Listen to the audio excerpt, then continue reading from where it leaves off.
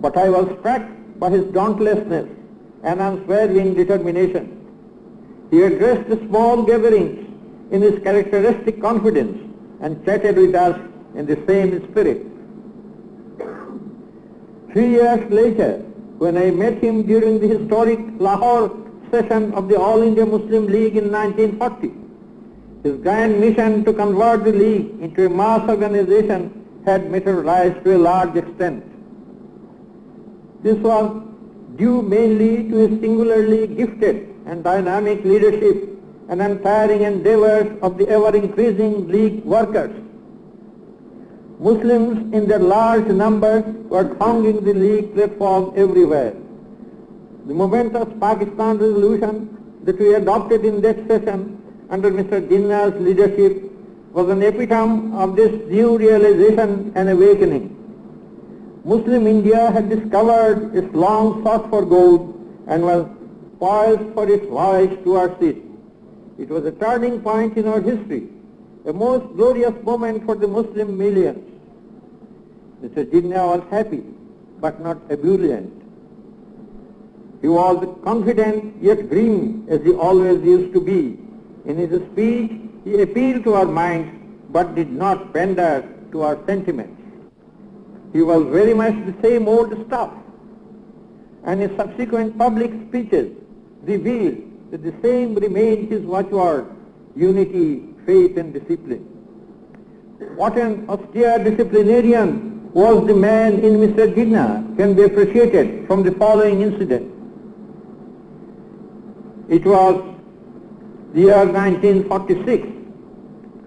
General elections were knocking at the door of India. Mr. Amin Jinnah, by now the Quaid Azam of the Indian Muslims, undertook an electioneering campaign through Bengal and Assam. He and his entourage started from Calcutta in a train, Christian Pakistan Special. Even at wayside and flag stations, the train was forcibly stopped by crowds lustily waiting for long hours and sometimes days to have a glimpse of their beloved leader. The Quaid was desperately trying to resist such unscheduled stoppages, but he was often helpless, as the frenzied crowds were found to have blocked the railway line, with people lying on the railway track and trees or even elephants placed on it. The Mymensingh railway station, like most others on his route, was buzzing for days with his followers from far and wide. When the Pakistan Special arrived there at midnight, it was late by about 30 hours. The long waiting crowd started running to and fro in their anxiety to see the leader. Some mounted the house roofs, some others started climbing the nearby trees, while a group of people ran to the railway overbridge. In this melee, the Quaid was requested to alight from the train and address the crowd from upon the overbridge.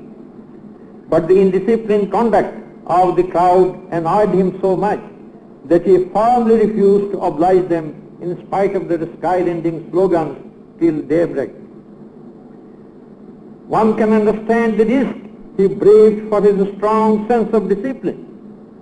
An average politician would never have dared refuse audience to such a big crowd on the eve of the crucial 1946 elections, which was to decide the fate of his long-cherished dream, Pakistan. Incidentally, a few stations ahead in my own constituency, I was waiting with another crowd of the Quaid's admirers. Before the Pakistan Special could reach there, I was already alerted about what happened at Mymensingh.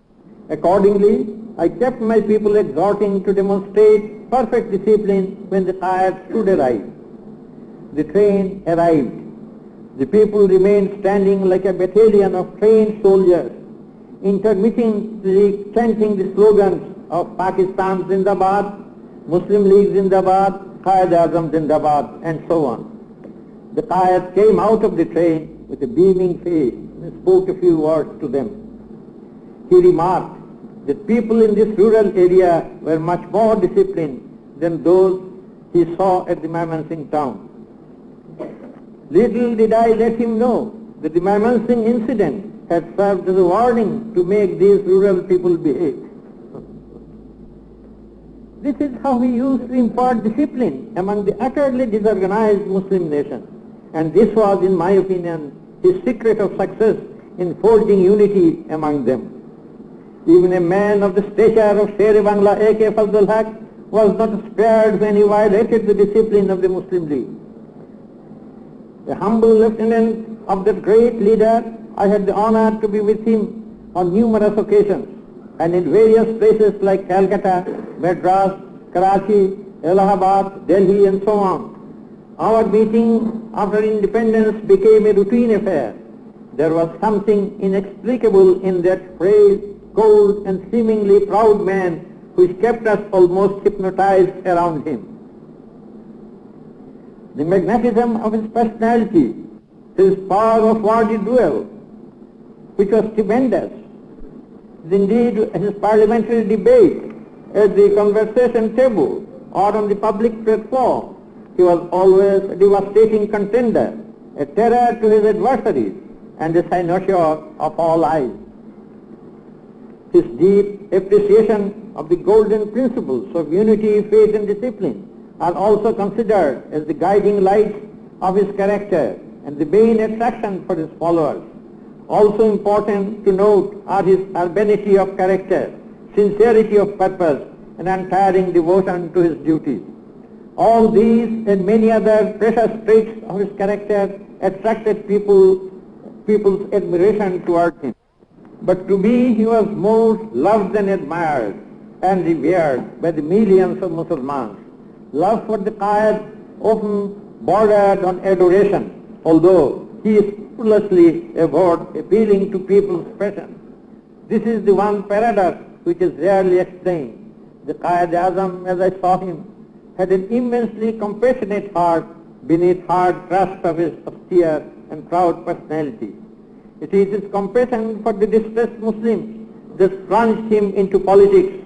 It is his burning desire to alleviate their miseries that threw him into the battle against the mighty forces opposing Pakistan. And it is his profound faith in the principles of Islamic social justice which helped him shape his sovereign polity. The Quaid Azam is no more, but he has left behind for us to follow his noble precepts and principles. His principles stand for a happy society in a polity based on the tenets of Islam. This is an unending and indeed ever-enchanting and enhancing exercise. Hence the supreme need of following the ideals of the Quaid today as ever before. In other words, although the man in the Quaid has died, the friend, philosopher and guide in him remains alive. And it will remain alive forever. It is immortal, it is eternal, it is celestial.